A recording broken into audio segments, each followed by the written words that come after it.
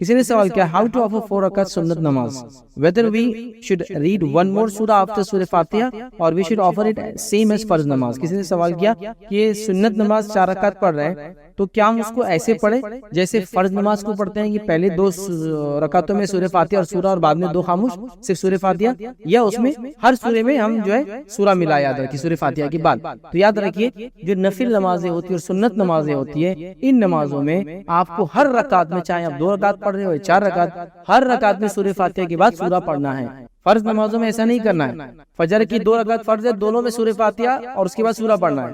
ظہر کی 4 رکعت فرض ہے, اس میں دونوں میں سورہ فاتحہ اور سورہ اور باقی 2 میں صرف سورہ فاتحہ پڑھنا ہے. عصر کی 4 رکعت فرض جس میں دونوں میں پہلے سورہ فاتحہ اور 2 الگ سورہ پڑھنا ہے اور باقی 2 میں صرف سورہ فاتحہ پڑھنا ہے. مغرب کی 3 رکعت فرض جس میں 2 میں سورہ فاتحہ اور 2 سورہ پڑھنا ہے, اس کے بعد ایک سورہ اور اس میں خالی سورہ فاتحہ پڑھنا آخری رکعت میں. عشاء کی 4 رکعت فرض ہے, اس میں 2 کے اندر سورہ فاتحہ اور ضمیر سورہ ملانا ہے, 2 کے اندر سے سورہ فاتحہ پڑھنا ہے. لیکن جب نفل نماز کی بات آئیں گے, جیسے ظہر سے پہلے کی 4 نماز یاد رکھیے جو نفل ہے یا موقع ہے, اس کے تعلق سے روایت میں آتا ہے اس کو 4 ایک سلام سے بھی پڑھ سکتے ہیں. یاد رکھیے عموماً نفل یا سنت نمازوں کو 2 کر کے پڑھنا چاہیے, لیکن ظہر کے پہلی 4 کے تعلق سے ایک روایت میں آتا ہے کہ جو ظہر سے پہلے 4 رکعت نماز ایک سلام سے پڑھے تو اس کا فلاں اجر ہے. تو اگر آپ ایک ساتھ پڑھنا چاہ رہے ہیں تو 2 رکعت میں سورہ فاتحہ اور ضمیر سورہ اور بعد کی 2 رکعت میں بھی سورہ فاتحہ اور ضمیر سورہ, مطلب اس میں 4 رکعتوں میں سورہ فاتحہ کے بعد سورہ اٹیچ ہوں گا, جبکہ فرض نمازوں میں صرف 2 کے بعد سورہ فاتحہ کے بعد اٹیچ ہوگا سورہ, 2 میں نہیں ہوگا.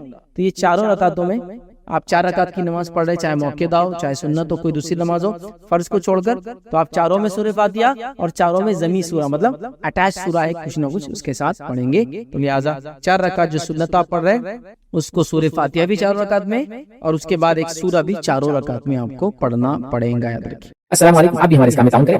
نحمده ونستعينه ونستغفره ونعوذ بالله من شرور انفسنا ومن سيئات اعمالنا من يهدي الله فلا مضل له ومن يضلل فلا هادي له واشهد ان لا اله الا الله وحده لا شريك له واشهد ان محمدا عبده ورسوله وبعد فان خير الحديث كتاب الله وخير الهدي هدي محمد صلى الله عليه وسلم وشر الامور محدثاتها وكل محدثة بدعة وكل بدعة ضلالة وكل ضلالة في النار. وقال عز وجل في القرآن المجيد أعوذ بالله من الشيطان الرجيم بسم الله الرحمن الرحيم يا أيها الذين آمنوا اتقوا الله حق تقاته ولا تموتن إلا وأنتم مسلمون. وقال يا أيها الناس اتقوا ربكم الذي خلق من نفس واحدة وخلق منها زوجها وبث منهما رجالا كثيرا ونساء واتقوا الله الذي تسألون به والأرحام إن الله كان عليكم رقيبا. وقال يا أيها الذين آمنوا اتقوا الله وقولوا قولا سديدا يصلح لكم أعمالكم ويغفر لكم ذنوبكم ومن يطع الله ورسوله فقد فاز فوزا عظيما. اللهم صل على محمد وعلى ال محمد كما صليت على ابراهيم وعلى ال ابراهيم انك حميد مجيد. اللهم بارك على محمد وعلى ال محمد كما باركت على ابراهيم وعلى ال ابراهيم انك حميد مجيد. رب اشرح لي صدري ويسر لي امري واحلل عقدة من لساني يفقهوا قولي. اما بعد. تمام تعریفیں اس اللہ عز و جل کے لائق و زیبا ہے جو تمام جہانوں کا بنانے والا اور اسے پالنے والا ہے, اور درود السلام اس کے آخری نبی محمد صلی اللہ علیہ وسلم پر.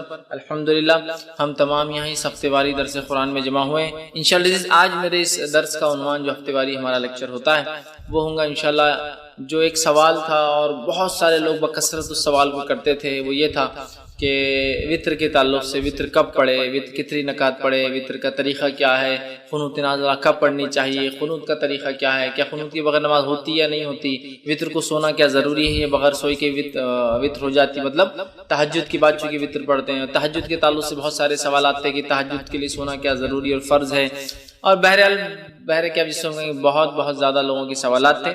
تو انشاءاللہ عزیز ان سوالات کو ہم نے سب کو جمع کیا, اور آج انشاءاللہ عزیز ہم آپ کے سامنے جو ہے میں آپ کے سامنے وطر کے تعلق سے اور تہجد کے تعلق سے کچھ باتیں رکھوں گا.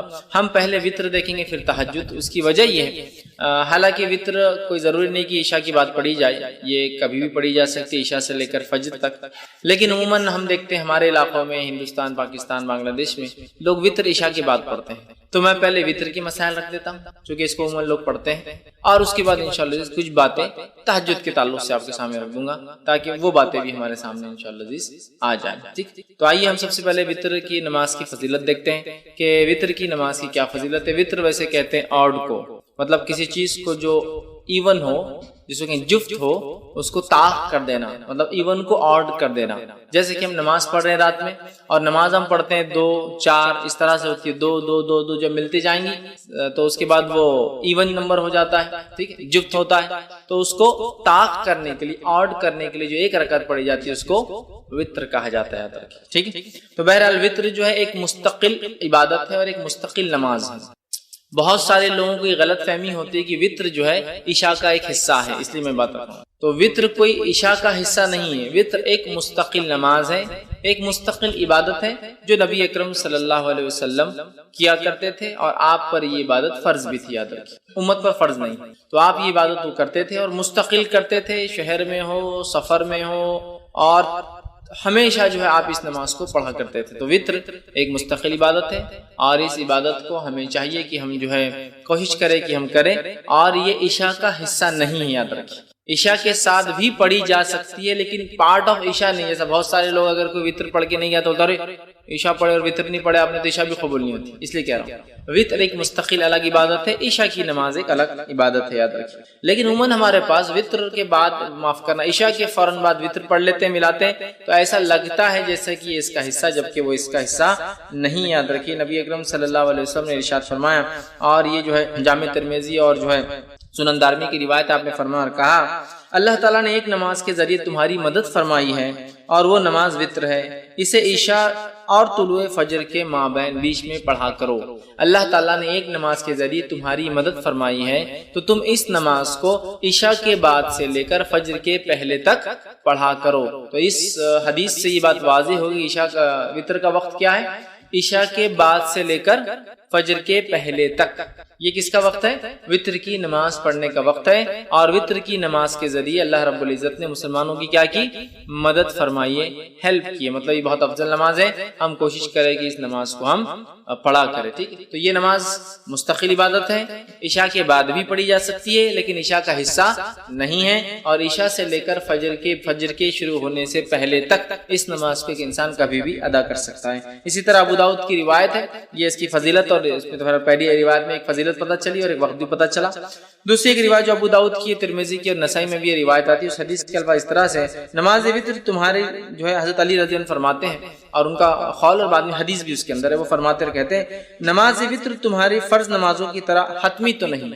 وطر کی نماز تم لوگوں کے لیے فرض تو نہیں جیسا کہ فرض نمازیں ہیں.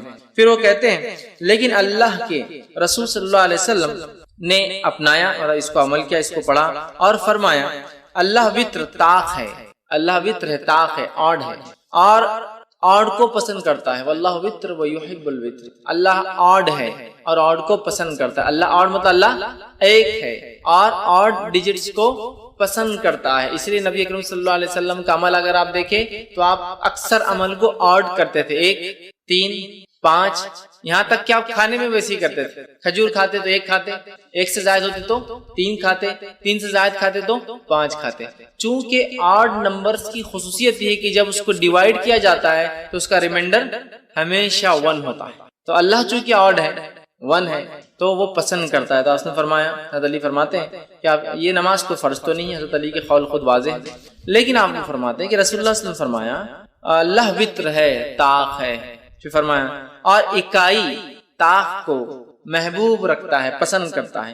اے اہل قرآن، مطلب اے مسلمانوں، وطر کو پڑھا کرو، وطر کو پڑھا کرو. تو گویا حکم بھی ہے وطر کے پڑھنے کا، تو لہٰذا ہمیں وطر پڑھنے میں کوتاہی نہیں کرنی چاہیے اور وطر کو اپنا معمول بنا لینا چاہیے. آپ عشاء کے بعد سے لے کر فجر تک کبھی پڑھ سکتے ہیں. یہ مستقل ایک نماز ہے، کوئی ضروری نہیں کہ عشاء کے بعد ہی پڑھے جائے. عشاء کے بعد سو کر اٹھ کے پڑھیے، یا آپ جاگ رہے ہیں تو بعد میں سوتے وقت پڑھیے، آپ کے اوپر ڈیپینڈ ہے. بہرحال تو یہ کوئی وہ نہیں ہے کہ آپ عشاء کے ساتھ ہی پڑھیں، لیکن عشاء کے بعد سے لے کر فجر تک، فجر کے پہلے تک آپ اس کو کبھی بھی پڑھ سکتے ہیں. اسی طرح جو ہے ابو داؤد کی، نسائی کی اور جو ہے ابن حبان، دارقطنی اور دیگر حدیثوں میں جو الفاظ آتے ہیں اس میں سے ایک لفظ یہ الوطر حق، وطر حق ہے، مطلب وطر ضروری ہے، وطر کو پڑھا کرو، بلا وجہ چھوڑا نہ کرو، تاکید ہے. دوسری کی روایت میں فرما کہا الوطر حق علی کل مسلم، وطر حق ہے ہر مسلمان کے اوپر، مطلب اے مسلمانوں وطر تم پر حق ہے، جتنا ہو سکے وطر کو پڑھا کرو. تیسری کی روایت میں فرما کہا الوطر حق ولیس بواجب، وطر حق ہے، ضروری ہے لیکن واجب نہیں ہے. ٹھیک. تو یہاں دیکھیے نبی اکرم صلی اللہ علیہ وسلم تاکید کر رہے ہیں وطر کے تعلق سے، اور یہ تاکید کر رہے ہیں کہ وطر واجب نہیں ہے لیکن اس کو پڑھا کرو اس لیے کہ وہ حق ہے. تو اوپر کی روایتوں میں جو حق ہے کہ الفاظ بار بار آ رہے ہیں، اس سے یہ بات واضح ہو رہی ہے کہ وطر بڑی اہم نماز بلا وجہ سے چھوڑنا نہیں چاہیے. کوشش کرنا چاہیے کہ اس کو جتنا ہو سکے اتنا پڑھا جائے. لیکن یہ بات یاد رکھ لیجیے نماز واجب نہیں، چونکہ آپ سے خود حدیث ہے وطر حق ہے لیکن یہ جو ہے واجب نہیں ہے، ضروری نہیں ہے. اور یہ بات میں اس لیے بھی رکھ رہا ہوں کہ بہت سارے لوگ یہ سمجھتے ہیں کہ اگر وطر نہ پڑھے عشاء کی بات تو عشاء نہیں ہوئی، اس لیے بھی رکھ رہا ہوں. وطر ایک مستقل الگ عبادت ہے لیکن وہ عشاء کے ساتھ پڑھی جا سکتی ہے، لیکن وہ عشاء کا پارٹ نہیں ہے. اس کے نہ پڑھنے سے عشاء میں کوئی کمزوری نہیں آتی ہے. ٹھیک ہے، یہ بتانا میرا مقصود تھا.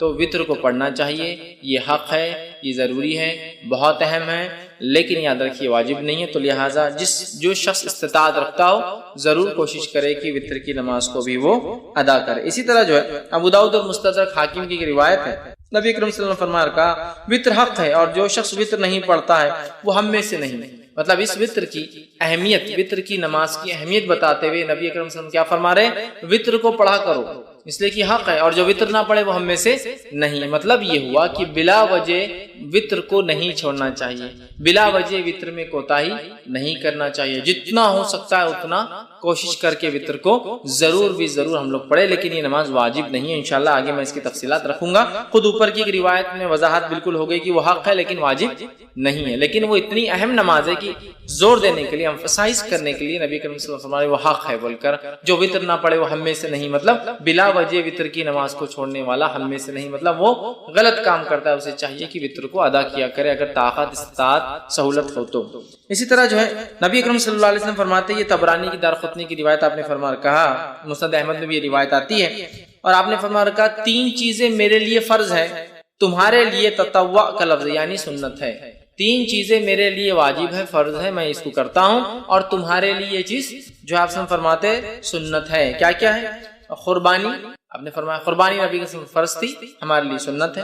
دوسرا فرمایا نماز وطر، نماز وطر نبی کریم صلی اللہ علیہ وسلم کے لیے فرض تھی، ہمارے لیے سنت ہے. اور تیسرا فرمایا فجر کے پہلے کی 2 رکعتیں، فجر کی 2 رکعت نماز، یہ دوسروں پر آپ نے فرمایا سنت ہے، مطلب تطوع ہے، لیکن میرے لیے یہ چیزوں کو اللہ نے واجب کر دیا، فرض کر دیا. تو اس سے بھی وطر کی اہمیت پتہ چلتی ہے کہ کتنی ہمیں. اسی طرح جو ہے نبی اکرم صلی اللہ علیہ وسلم کا جو معمول تھا وہ یہ تھا، آپ وطر کی نماز کو کبھی نہیں چھوڑتے تھے. آپ کو یہاں تک کہ سفر میں بھی وطر کی نماز پڑھتے ہوئے دیکھا گیا. مطلب وطر کی نماز کو نبی اکرم صلی اللہ علیہ وسلم نے اپنا معمول بنا دیا تھا. اور آپ سفر میں بھی، حالانکہ سفر میں قصر ہوتا ہے، جمع بھی ہو سکتی ہے، نمازیں ملائی بھی جا سکتی ہے، 2 نمازیں فجر اپنے وقت پر ظہر اثر ایک ساتھ پڑھ سکتے ہیں آپ، چاہے ظہر کے وقت میں چاہے اثر کے وقت میں، مغرب عشاء ایک ساتھ پڑھ سکتے ہیں، چاہے مغرب کے وقت میں چاہے عشاء کے وقت میں. تو گویا 3 وقت میں 5 نمازیں ہوتی ہے، اور اس میں بھی قصر کا آپ کو موقع ہے. مطلب نمازیں ہاف ہو جاتی ہے، فجر 2 کی 2 رکعت ہوتی ہے فرض، ظہر کی 4 کی 2 ہو جاتی ہے، عصر کی 4 کی 2 ہو جاتی ہے، مغرب کی 3 ہوتی ہے، اور عشاء کی 4 کی 2 ہو جاتی ہے. مطلب فرض میں بھی قصر ہے، لیکن نبی اکرم صلی اللہ علیہ وسلم نے اس حالت میں بھی جو ہے وطر کو پڑھا، وطر کو پڑھا. تو وطر کی نماز اس سے پتہ چلتا ہے بڑی اہمیت کے حامل ہے. اب وطر کی نماز کیا ہے، اس کا حکم کیا ہے؟ سنت ہے، واجب ہے، موقدہ ہے. جیسے ہمارے پاس جو عموماً چلانے ہیں واجب الوطر بولتے ہیں. وہ کیوں؟ وہ جو حدیث میں نے اس سے پہلے آپ کے سامنے رکھی کہ جو وطر نہ پڑے وہ ہم میں سے نہیں ہے، تو اسے پتہ چلا رہی ہے تو بہت اہم ہے، ورنہ مسلمان نہیں ہے وہ شخص. لیکن علماء لکھتے ہیں یہ وضاحت کے لیے ہے، اہمیت بتانے کے لیے ہے، لیکن یہ اسلام سے خارج نہیں ہوتا کوئی وطر کی وجہ سے. ٹھیک ہے، تو یہ واجب نہیں، بلکہ اس کے تعلق سے صحیح قول یہ کہ وطر کا پڑھنا سنت موقدہ ہے، واجب نہیں یاد رکھ. اس لیے کہ ہمارے پاس اور خاص طور سے حنفی مسلک میں فرض الگ چیز ہے، واجب الگ چیز ہے، جبکہ ہمارے نزدیک یہ ہے کہ فرض اور واجب ایک ہی چیز ہے. یاد رکھیں فرض اور واجب کی اہمیت ایک جیسی ہوتی ہے. تو بہرحال وہ کہتے واجب ہے، ٹھیک ہے، ہم کہتے واجب نہیں، سنت موقدہ ہے، سنت موقدہ. اور یہی قول جمہور علماء کا یاد رکھیے. اور نبی اکرم صلی اللہ علیہ وسلم کی حدیث میں نے آپ کے سامنے پہلے رکھ بھی دی تھی. اسی طرح ایک اور روایت ہے جو میں نے پہلے آپ کے سامنے رکھی تھی، جس میں آپ نے فرمایا اور کہا کہ یہ جو ہے آپ فرماتے نہیں سوائے اس کے تطوع یعنی سنت نفل پڑھے، مطلب وطر کی نماز یہ جو ہے یہ سنت ہے، سنت موقدہ ہے کہ آپ نے فرمایا مجھ پر فرض ہے اور تم لوگوں پر تطوع، تم لوگوں پر کیا ہے سنت ہے، تم لوگوں پر یہ نماز فرض نہیں ہے۔ تو اس سے پتہ چلا یہ نماز واجب نہیں بلکہ سنت موقدہ ہے، ٹھیک ہے۔ اسی طرح امام مالک جو ہے اور مسند احمد کے اندر روایت آتی ہے، عبادہ بن صامت رضی اللہ عنہ اس کے راوی فرماتے اور کہتے ہیں کہ جس کے اندر آپ صلی اللہ علیہ وسلم نے فرمایا کہ یہ تطوع یہ نماز سنت ہے نہ کہ تم پر فرض، تو بلکہ یہ جس کو ہم کہیں گے عام زبان میں سنت موقدہ جو کہتے ہیں نا، ایسی سنت جس کو نبی اکرم صلی اللہ علیہ وسلم نے ہر حال میں کرنے کی کوشش کی، یہ نماز ایسی ہے، یاد رکھیے وطر۔ اب وطر کی نماز کا وقت کب شروع ہوتا ہے اس کے تعلق سے دیکھ لیتے ہیں۔ تو میں سمجھتا ہوں پہلی حدیث میں نے درس کی ابتدا میں جو بتائی واضح ہے کہ یہ نماز کے ذریعے اللہ نے ہماری مدد کی، اور یہ نماز عشاء کے بعد سے لے کر فجر کے پہلے تک پڑھی جا سکتی ہے، ٹھیک۔ تو اس کا وقت شروع ہوتا ہے عشاء کے بعد سے فجر کے طلوع مطلب سورج مطلب فجر کے شروع ہونے سے پہلے تک، مطلب اس کو عام زبان میں کہوں تو عشاء کے بعد سے سحر کے وقت کے ختم ہونے تک، چونکہ سحر کا وقت ختم ہوتا ہے تو فجر شروع ہو جاتی ہے، تو اس کا وقت رات میں عشاء کے بعد سے لے کر سحر کے شروع ہونے کے پہلے تک ہے۔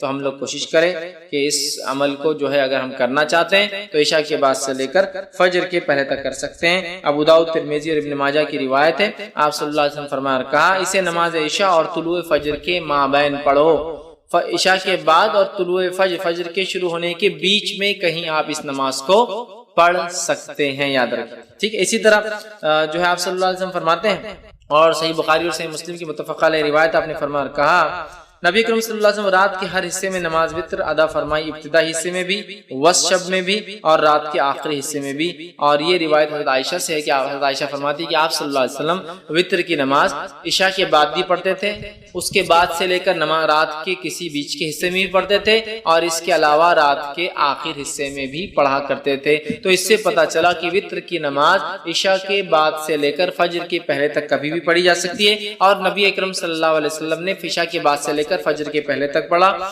اسی طرح ایک دوسری روایت صحیح بخاری اور صحیح مسلم کی آپ سے فرمایا اور کہا، اور آپ صلی اللہ علیہ وسلم نے جن دنوں میں وفات پائی، مطلب یہ روایت میں عائشہ فرماتی اور کہتی ہے اس روایت میں کہ جن دنوں میں نبی اکرم صلی اللہ علیہ وسلم وفات پائی ان دنوں میں آپ آخری حصے سحر کے وقت وتر کو پڑھا کرتے تھے۔ اس سے کیا پتہ چلا آپ صلی اللہ علیہ وسلم عشاء کی بعد بھی پڑھتے، بیچ میں پڑھتے، اور آخر وقت میں، لیکن آپ نے کیا کیا اس کو آخر وقت میں اللہ کے رسول اس کو سحر کے وقت پڑھا کرتے تھے۔ اسی طرح جو ہے نبی اکرم صلی اللہ علیہ وسلم کا جو ہے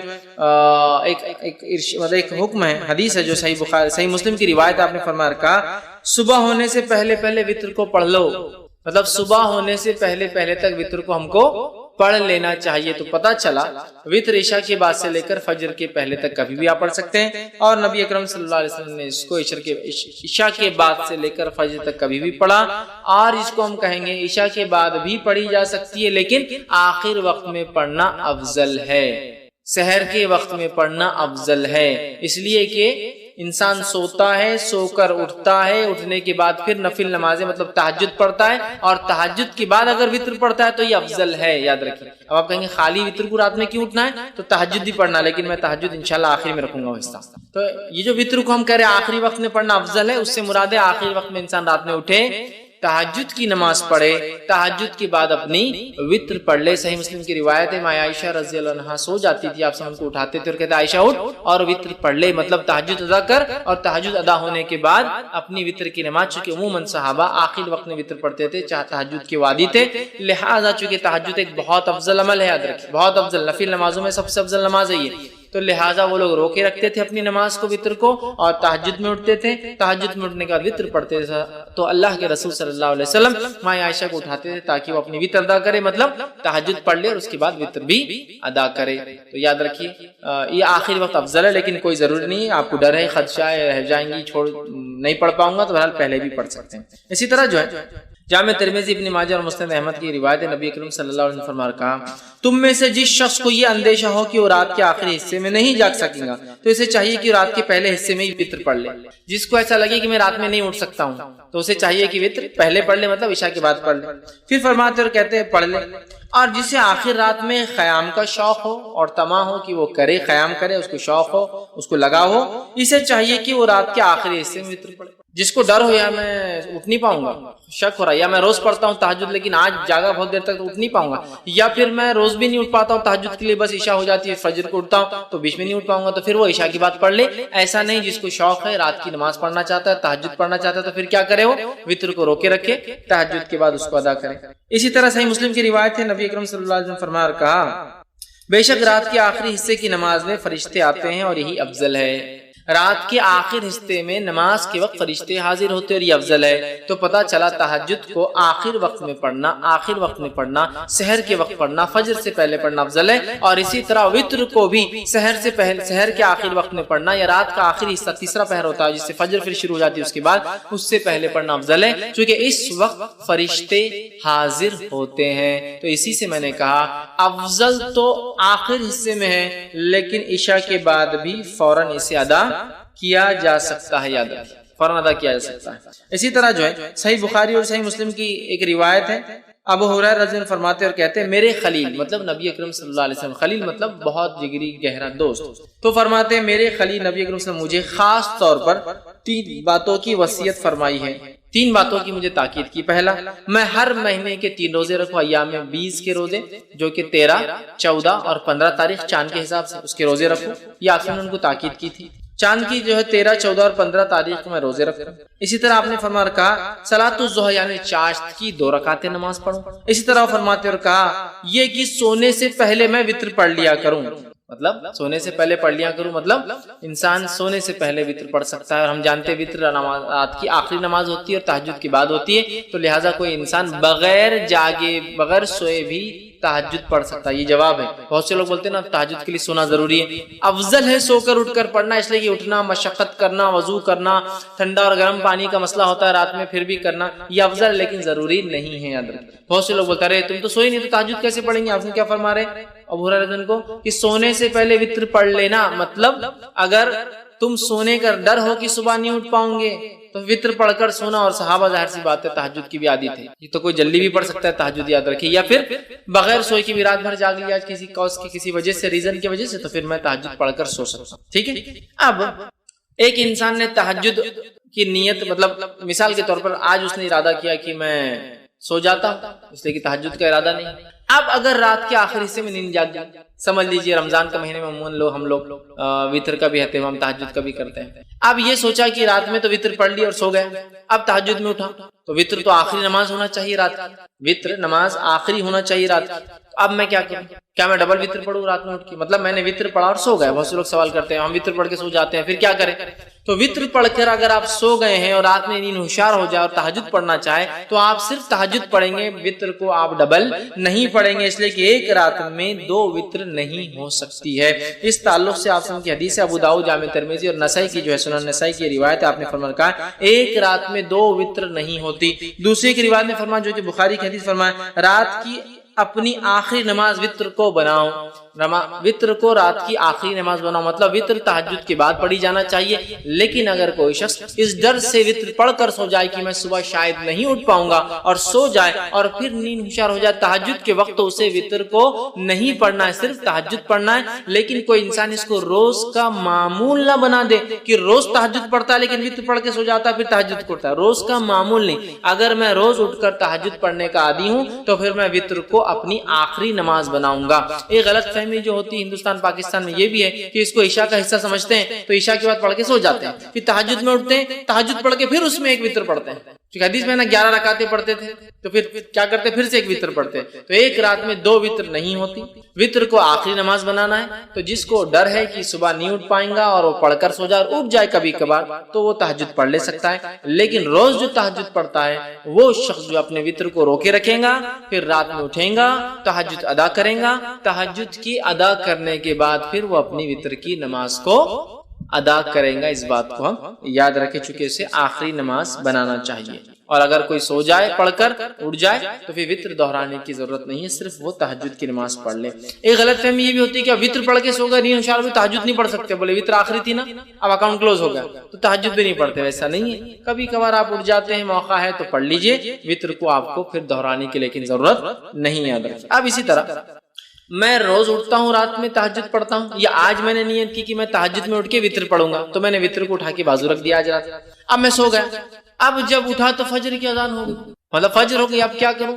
تو کیا میری وطر کی قضا ہوگی؟ چلو تہجد تو چلے گی، چھوڑو، چونکہ تہجد کا مسئلہ نہیں، لیکن وطر تو بڑی اہم نماز تھی۔ تو یاد رکھیے وطر کی نماز ایک ایسی نماز ہے جس کی قضا نبی اکرم صلی اللہ علیہ وسلم ثابت ہے، چونکہ آپ اتنا پڑھتے تھے، کثرت سے پڑھتے تھے، ہمیشہ پڑھتے تھے، سفر میں پڑھتے تھے، گھر پر پڑھتے تھے، کہ آپ نے اس کی قضا بھی کی۔ اور اس تعلق سے ایک روایت ہے جو ابو داؤد، مسند احمد اور جو مستدرک حاکم کی حدیث، آپ نے فرمایا جو شخص وطر سے سویا رہ جائے، مطلب ارادہ تھا اٹھ کے پڑھوں گا لیکن سو گیا، روز پڑھتا تھا سو گیا، یا آج نیت کر کے وطر نہیں پڑھی کہ تہجد پڑھوں گا اور میں سو گیا، تو آپ فرماتے ہیں جو شخص وطر سے سویا رہا، سو جائے یا بھول جائے، اب یاد ہی نہیں رہی آج وطر پڑھا نہیں پڑھا، مطلب جاگتا تو رہا لیکن بھول گیا، بھول جائے تو وہ انہیں صبح کے وقت یا پھر جب یاد آ جائے پڑھ لے، تو پھر وہ شخص اسے صبح کے وقت اور جب یاد آ جائے، حالانکہ وطر کب پڑھنا ہے؟ صبح سے پہلے، فجر سے صبح چالو ہو جاتی ہے، فجر سے پہلے پڑھنا ہے، لیکن جو شخص سویا رہا یا بھول گیا وہ کیا کرے؟ وطر کو صبح پڑھ لے یا جب یاد آ جائے جب پڑھ لے۔ اس سے پتہ چلا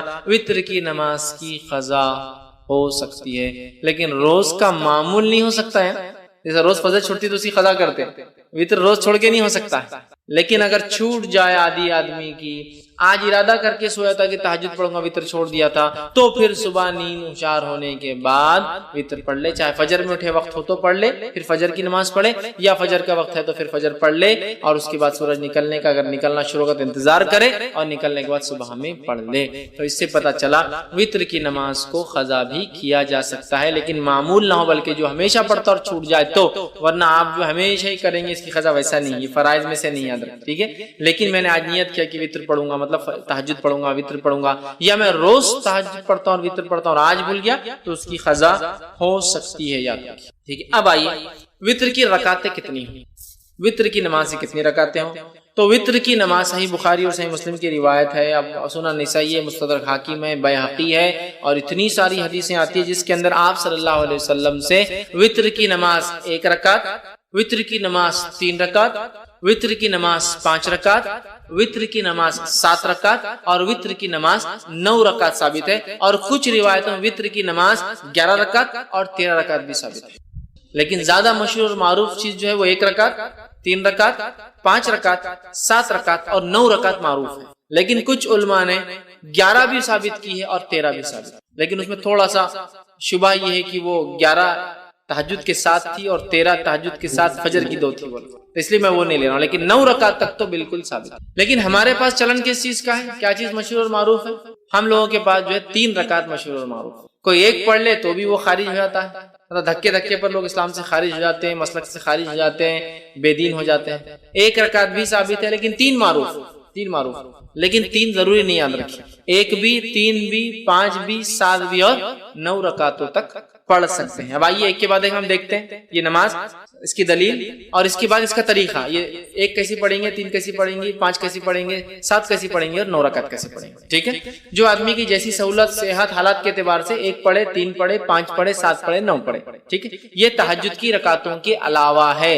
تہجد کی رکعتیں کتنی؟ انشاءاللہ تہجد پورا الگ سے ایک چیپٹر ہے، وہ لوں گا جب بتاؤں گا۔ اب آئیے 1 رکعت کے تعلق صحیح بخاری اور صحیح مسلم کی روایت ہے، نبی اکرم صلی اللہ علیہ وسلم رات کی نماز جو ہے 2 رکعتیں کرتے تھے، اور جب جو ہے آپ نے فرمایا تمہیں صبح ہونے کا اندیشہ ہو تو اسے 1 رکعت کر لو، مطلب آپ صلی اللہ علیہ وسلم فرمایا، کہا جب آپ سے پوچھا گیا تو آپ نے فرمایا رات کی نماز 2 رکعتیں کر کے ہے، مطلب 2 کر کے پڑھنا چاہیے۔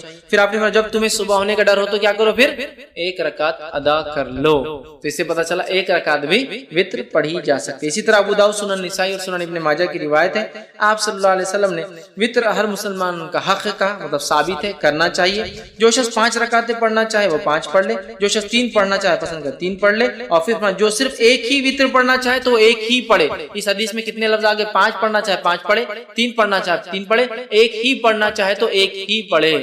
تو 5 کے لفظی حدیث میں آ گئے، 3 کے لفظی حدیث میں آ گئے اور 1 کے لفظی حدیث میں آ گئے، تو 1 رکعت بھی وتر پڑھی جا سکتی ہے۔ اسی طرح بہت سارے صحابہ کا عمل تھا جس میں سے ایک معروف ہے، جیسا کہ جو ہے معاویہ بن ابی سفیان رضی اللہ عنہ، یہ جو ہے 1 رکعت ہی ہمیشہ پڑھا کرتے تھے۔ ٹھیک، اب اسی طرح 3 رکعت والی روایت ہم دیکھ لیتے ہیں۔ تو اسی طرح جو ہے صحیح بخاری اور صحیح مسلم کی روایت ہے، ماں عائشہ رضی اللہ عنہا فرماتی اور کہتی ہیں نبی اکرم صلی اللہ علیہ وسلم قیام اللیل کرتے، رات کی نماز پڑھتے اور پھر آخر میں 3 رکعت ادا کرتے۔ ٹھیک، 3 رکعت ادا کرتے اور 3 رکعت وتر پڑھتے قیام اللیل کے بعد۔ تو اس روایت میں آ گئے 3 کے الفاظ، تو 3 پڑھی جا سکتی۔ اسی طرح صحیح مسلم کی، جامع ترمذی کی اور سنن نسائی کی روایت آپ نے فرمایا، حضرت عائشہ فرماتی ہیں قیام اللیل کرتے پھر آپ نے 3 وتر پڑھتے تھے، مطلب آپ سے پہلے قیام اللیل کرتے اس کے بعد 3 وتر پڑھتے تھے، تو یہاں 3 کے لفظ آ گئے۔ اسی طرح نبی اکرم صلی اللہ علیہ وسلم 5 رکعت بھی ثابت ہے جو میں نے آپ کے سامنے رکھی، جیسا کہ صحیح بخاری کی روایت ہے اور صحیح مسلم میں بھی روایت متفق علیہ۔ حضرت عائشہ رضی اللہ عنہا فرماتی ہے، آپ نے فرمایا کہا کہ نبی اکرم صلی اللہ علیہ وسلم رات کو 13 رکعتیں پڑھا کرتے تھے اور ان میں سے 5 وتر ہوتے اور آپ صلی اللہ علیہ وسلم ان 5 وتر کے مابین بیٹھتے تھے، بیٹھتے نہ تھے بلکہ صرف آخر میں تشہد کرتے تھے۔ ٹھیک، اس سے پتہ چلا کہ جب کوئی انسان وتر پڑھے اور 1 رکعت پڑھتا ہے تو ظاہر سے 1 رکعت کے بعد وہ قاعدہ کریں گا، 3 رکعت پڑھتا ہے تو تیسری رکعت میں قاعدہ کریں گا، صرف وتر میں صرف تیسری رکعت میں قاعدہ کریں گے۔ اور اس حدیث میں آ رہا ہے 5 پڑھتے اور صرف 5ویں رکعت میں قاعدہ کرتے، 1 پڑھے تو 1 میں قاعدہ ہوگا، 3 پڑھے تو آخری رکعت میں تیسری میں قاعدہ، اور 5 پڑھے تو کب کرنا قاعدہ آپ کو؟ 4 رکعت آپ کنٹینیوس پڑھیں گے بغیر قاعدے کے، 2 ہو گئی کھڑے ہو جائیں گے، تیسری ہو گئی، چوتھی ہو گئی کھڑے ہو جائیں گے، 5ویں کے بعد آپ قاعدہ کر کے سلام کریں گے۔ تو 5 رکعت میں صرف آخری میں قاعدہ کرتے۔ تو اس حدیث کے اندر الفاظ کیا کہ آپ 5 پڑھتے اور 5 میں مابین بیٹھتے نہیں، مطلب سلام نہیں بیٹھتے بلکہ مطلب قاعدہ بھی نہیں کرتے، سلام بھی نہیں پڑھتے، سیدھا کھڑے ہو جاتے اور 5ویں میں تشہد کے لیے آخر میں بیٹھتے۔ اسی طرح 7 رکعت والی روایت آئیے دیکھتے ہیں، سنن نسائی کی، ابن ماجہ، مسند احمد کی روایت ہے۔ عائشہ رضی اللہ عنہا فرماتی اور کہتی ہے نبی اکرم صلی اللہ علیہ وسلم کبھی 7 اور کبھی 5 وتر پڑھتے تھے اور ان سب کے درمیان میں سلام و کلام سے فصل نہیں کرتے تھے، مطلب پوری رکعتیں 5 یا 7 ایک ساتھ پڑھتے تھے اور بیچ میں سلام بھی نہیں کرتے اور بعد بھی نہیں کرتے، فصل مطلب گیپ نہیں دیتے تھے، کنٹینیوسلی پڑھتے تھے۔ تو 7 رکعتیں پڑھنا ہے تو 7 رکعتوں میں کیا کرنا پڑے گا آپ کو؟ سلام کب کرنا پڑے گا؟ 7th رکعت میں، تیسری میں آخری تیسری رکعت میں، 5ویں میں آخری 5ویں رکعت میں، 7ویں میں آخری 7ویں رکعت میں آپ قاعدہ کریں گے۔ اب آئیے 9 رکعت والی روایت دیکھ لیتے ہیں۔ تو صحیح مسلم کی روایت ہے، ابو داؤد کی، سنن نسائی کی، مسند احمد کی روایت ہے، نبی اکرم صلی اللہ علیہ وسلم کے تعلق سے ماں عائشہ رضی اللہ عنہا فرماتی اور کہتی ہے آپ صلی اللہ علیہ وسلم نے 9 رکعتیں پڑھی، اس طرح پڑھتے کہ ان کے مابین صرف 8ویں رکعت میں تشہد کے لیے بیٹھتے۔ تو پتہ چلا 9 رکعت پڑھنے کا طریقہ تھوڑا سا الگ ہے باقی سے۔ 3 رکعت میں تیسری رکعت میں قاعدہ، 5 رکعت میں 5ویں رکعت میں قاعدہ، 7 رکعت میں 7ویں رکعت میں قاعدہ، 9 رکعت میں 8ویں رکعت میں قاعدہ، پھر کھڑے ہو کے 1 رکعت اور پھر 9ویں رکعت میں قاعدہ۔ 9 رکعت والی وتر اگر آپ پڑھتے ہیں تو 8 کنٹینیو پڑھیں گے، 8ویں رکعت میں قاعدہ کریں گے، پھر کھڑے ہوں گے، سلام نہیں پھیریں گے، پھر 9ویں رکعت پڑھ کے 9ویں رکعت میں قاعدہ، مطلب 9 رکعت میں 2 قاعدے ہیں۔ 7 رکعت میں 1 قاعدہ، 5 رکعت میں 1 قاعدہ، 3 رکعت میں 1 قاعدہ، 1 رکعت میں تو 1 ہی قاعدہ ہوں گے ظاہر سی بات ہے، لیکن 9 رکعت والی نماز میں 8ویں میں قاعدہ اور 9ویں میں 1 قاعدہ۔ تو آپ یہ نماز کو 9 رکعت تک پڑھ سکتے تھے۔ میں اس کے آگے اور بھی روایتیں نہیں رکھوں گا آپ کے سامنے، 11 اور 13 کی، تھوڑا سا اس میں کنفیوز بھی ہوتا ہے، لیکن 9 رکعت تک بالکل علماء کے بغیر کسی اختلاف کے اتنی باتیں ثابت ہے۔ لیکن اس سے زائد بھی کوئی پڑھتا ہے تو اس کو برا نہیں کہیں گے، چونکہ اس میں اختلاف ہے اور بہت سارے آثار ملتے ہیں کہ ایسا صحابہ نے کیا۔ ٹھیک ہے، تو 9 رکعت کا طریقہ میں نے آپ کو 9 رکعت تک ہم نے دیکھ لیا۔ اب وتر کی جو ہے ادائیگی کا طریقہ کیا ہوگا، اس کو کیسے ادا کیا جائے گا؟ ٹھیک، تو وتر کو ادا کرنے کا طریقہ یہ ہے کہ آپ رات میں اٹھیں گے اور تہجد پڑھیں گے، چونکہ یہ نماز وتر کی بات ہو رہی ہے، رات کی نماز کی بات ہو رہی ہے۔ ٹھیک، اور وتر کی نماز جو ہے قیام اللیل کی بعد آپ سے پڑھتے ہیں، تہجد کی بات پر۔ تو آپ رات میں اٹھیں، اٹھنے کے بعد 2، 4، 6 یا 8 رکعتیں آپ نماز پڑھیں گے، 2 کر کے، 2 یا 4 یا 6 یا 8 رکعت نماز پڑھیں گے۔ ان نمازوں کے بعد 1 یا 3 یا 5 یا 7 یا 9 رکعت وتر پڑھیں گے۔ ہوگی بات ختم؟ یہ طریقہ ہے۔ پہلے آپ تہجد کے لیے اٹھیں گے، تہجد کی نماز پڑھیں گے جو کہ 2 یا 4 یا 6 یا 8 رکعت زیادہ سے زیادہ، یہ پڑھنے کے بعد آپ 1 رکعت یا 3 رکعت یا 5 رکعت یا 7 یا 9 رکعت وتر پڑھیں گے۔ یہ اس کا پڑھنے کا طریقہ ہے، یاد رکھیں، طریقہ یاد رکھیں، اور یہی یاد رکھیں، درست چیزیں یاد رکھیں کہ ہم جو ہے اس طرح سے اس نماز کو ادا کرے تہجد کے بعد۔ اب جو سب سے مشہور طریقہ ہے وطر کا وہ 3 رکعتیں ہیں، جو ہمارے پاس بھی چلتا ہے، تو اس کو تھوڑا سا اور ڈیٹیل میں جاتے ہیں۔ سب سے مشہور طریقہ جو وطر کا ہے وہ 3 والا ہے۔ وہ کیوں؟